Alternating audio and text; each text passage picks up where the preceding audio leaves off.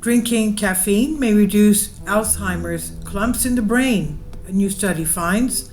Whether in your morning espresso, followed by the English breakfast with your toast or a quick cup of instant between meetings, a moderate amount of caffeine throughout the day is associated with a reduced risk of worsening dementia. A new study has now confirmed a link between caffeine intake and spinal fluid markers of Alzheimer's disease. Most previous research has focused on observational studies or meta-analysis on the consumption of tea and coffee, with comparatively little insight gathered on the biological changes caffeine delivers. A team in France looked at data from a prospective study that evaluated patients with mild cognitive impairment or Alzheimer's between 2010 and 2015. Their analysis of 263 participants aged over 70 includes a baseline clinical evaluation and a detailed survey of consumption of foods and vegetable and beverage such as coffee, chocolate, tea, and soda to assess the amount of caffeine absorbed by their bodies each day.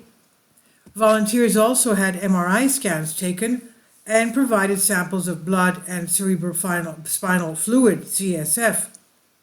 Those who consumed an average of just over 200 milligrams of coffee per day were grouped into a low caffeine sample, with those who drank more considered to be higher caffeine consumers.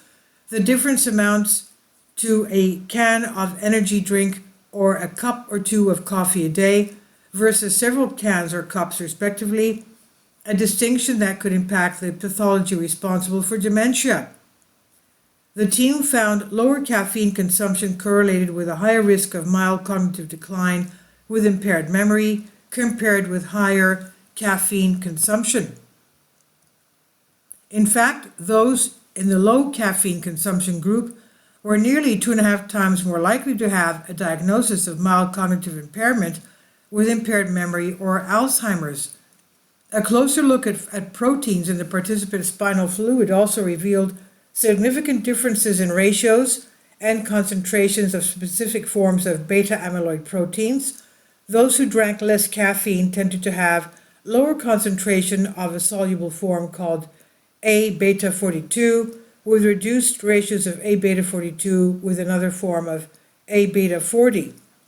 They also had a reduced ratio between A-beta 42 and a form of tau protein called p-tau 188-81 than those who drank higher levels of caffeine.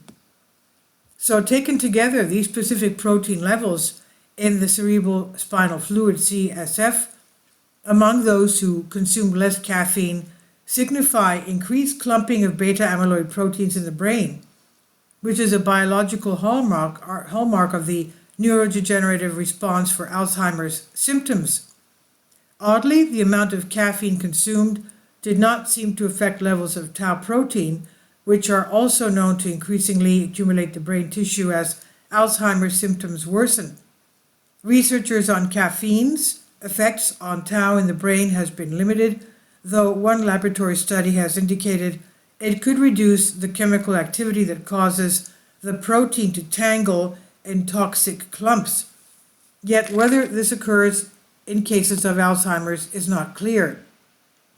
This latest investigation is based on a mere snapshot of the caffeine habits among a few hundred older individuals, so says little about how a morning coffee throughout your youth or middle age might affect the emergence of dementia later. Consideration needs to be taken for when and how caffeine is consumed. Drinking it late in the day could impact sleep, for example, which also seems to impact long-term neurological functioning.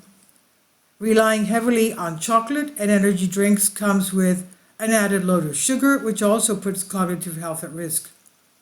Taken together with the growing pile of research on the relationship between caffeine and health in general, however, it's a solid bet that your morning Earl Grey coffee, midday latte, and small afternoon chocolate snack might play a role in keeping your body working for many years to come.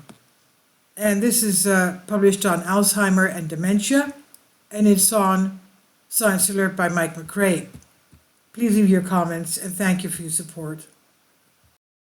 Finally, support my Patreon account. The daily posts are 5 videos daily, and they are totally different from what I have on my YouTube channel. Thank you so much for your support and that you find all my content so interesting. You'll find the Patreon account details in the description box below.